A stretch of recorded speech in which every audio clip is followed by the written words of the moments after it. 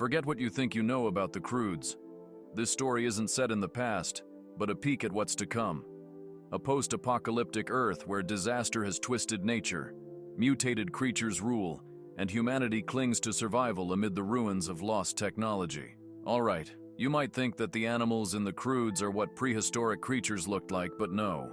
They're totally not your average dinosaurs or caveman-era creatures. These guys are straight-up mutants. Remember the carnivore?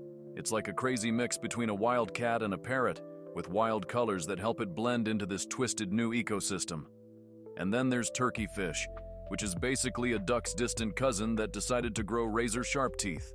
Yeah, teeth, to catch the prey. Weird, right? But it makes total sense if the animals have been evolving after some massive disaster shook the planet. You've also got creatures like the bear owl and the crocopup, aka Douglas, hybrids with features mixed from different species. They're nature's latest remix, shaped by extreme survival pressure. These creatures are proof that the world evolved, and animals have had to adapt super fast just to survive after a massive disaster. Feathers that look like fur, shells made of hardened feathers, creatures running on two legs like mini dinosaurs. It all screams future evolution, not prehistoric life. This is nature's remix, a wild new playlist created after the Earth hit the reset button. So yeah, the Croods live in a world where animals didn't just survive, they mutated into some seriously wild versions of what we know. So what happened to Earth that made it this wild? Just look at the landscape of the world the Croods live in. It's clearly not some untouched prehistoric paradise. It looks like a planet that has been wrecked and is still falling apart. Earthquakes hit without warning. The land cracks open, caves collapse, and cliffs crumble like they're made of paper. The land is so unstable, and it is basically still recovering from a massive disaster that destroyed it. Then those tar pits where Grug's parents got stuck are not just some natural mud pools. It's more like toxic goo leftover from a nuclear disaster, maybe some kind of radioactive sludge, something that wouldn't exist in a prehistoric world.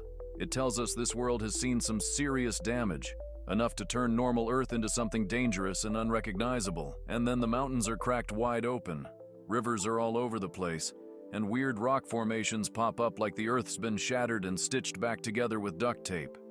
It's not just normal scenery. That's clear evidence of a planet still healing from disaster, possibly nuclear war, environmental collapse, or something even worse. No wonder the Croods stick to caves and avoid the outside world, because it's a dangerous place full of mutant beasts and toxic traps. This shattered wild landscape is like a giant scar on Earth, showing us the aftermath of a huge disaster. And the Croods aren't living in the past, but in a future where the world we know has been smashed to pieces, and they're just trying to survive the fallout. Now meet Guy. He is not your typical Crood. While everyone else sticks to caves and fears change, Guy's out there bringing new ideas and innovations like fire back into the world. But fire isn't just some lucky discovery for him. It's a skill passed down from his ancestors, who lived in a much more advanced time. Basically, the same world where we live today, full of knowledge and technology, before it all falls apart. But Guy remembers things, unlike the Croods. His stories and knowledge suggest he comes from a lost civilization that almost disappeared. His parents, as he told, were swallowed by tar, but this tar again is more like leftover industrial waste or radioactive sludge from the disaster that destroyed the old world. This makes Guy a living bridge between the past and the present. Or better said, between the old advanced world and the new wild one. His knowledge of fire, tools, and survival techniques shows he remembers the world that the rest of the Croods don't. Also, his confidence and smartness show that he's holding on to the last pieces of a civilization that nearly vanished. While the Croods fear anything new, Guy embraces it because he carries the memory of a time when humans ruled the planet with knowledge and power. So Guy isn't just another caveman, mind you. He is a survivor who carries the spark of the old world, and that's why he stands out. He's proof that the Croods' world isn't just a forgotten past, but a future of civilization trying to rebuild after losing almost everything. Let's talk about Tomorrowland, that high-tech paradise Guy was searching for. It's not some fantasy. This place is actually a remnant of the world before the disaster, built long ago when humans still had advanced technology. It gives us a peek into what life was like before everything went wild. Tomorrowland is proof that the Croods' world isn't just wild caves and crazy mutant animals. It's a planet that once had cities, machines, and ideas far beyond anything the Croods understand now. There was once a civilization with shiny cities and amazing technology, way beyond what the Croods even imagine now. The clean, futuristic look of Tomorrowland stands out against the wild, tough survival life the Croods live.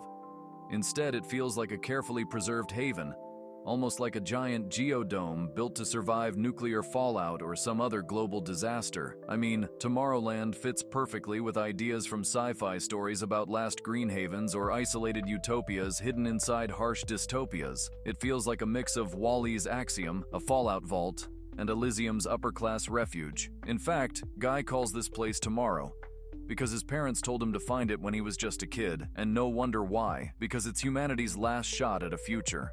Then we meet the Bettermen, and suddenly we see that not all humans devolved into cavemen. These Bettermen are like the next step in human evolution. They're smarter, stronger, and more skilled. They've adapted to this wild new world by using brains and technology rather than just hiding in caves.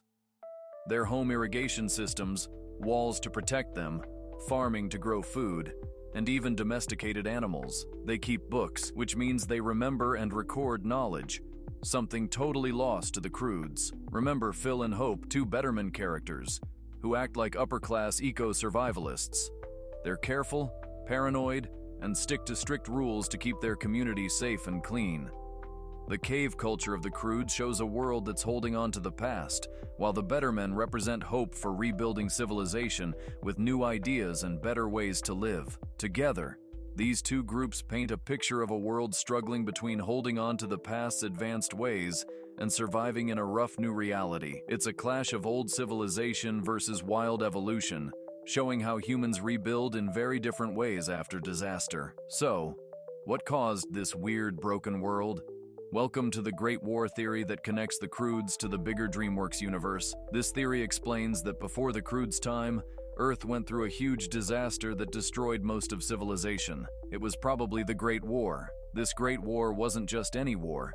It was a full-on collapse of human civilization, possibly nuclear or environmental in scale, that caused cities to fall, technology to vanish, and the planet to become wild and dangerous. The Croods' timeline fits perfectly into this theory. It's the in-between era after the collapse, but before the animals take over completely. At one end of the timeline, modern-day humans destroy themselves. On the other end, you get a fully animal-dominated world, like in Kung Fu Panda, where creatures have evolved, taken control, and formed entire civilizations. And the Croods are stuck in the messy middle where humans are dying out, animals are mutating fast, and the ruins of the old world are barely holding on. This explains so much. Guy's knowledge is the last piece of the pre-war human world. The Bettermen are like a final outpost of structured civilization, trying to hold on to what little they remember. Meanwhile, the Croods are just surviving with instinct in a world that doesn't feel like it belongs to humans anymore. So, in this bigger timeline, the Croods isn't just a weird caveman story. It's part of a larger post-apocalyptic journey where a broken world is trying to rise again, but is caught between the ruins of the past and the rise of something entirely new. Is your childhood ruined or upgraded? Let me know in the comments, and don't forget to like, share, and subscribe for more.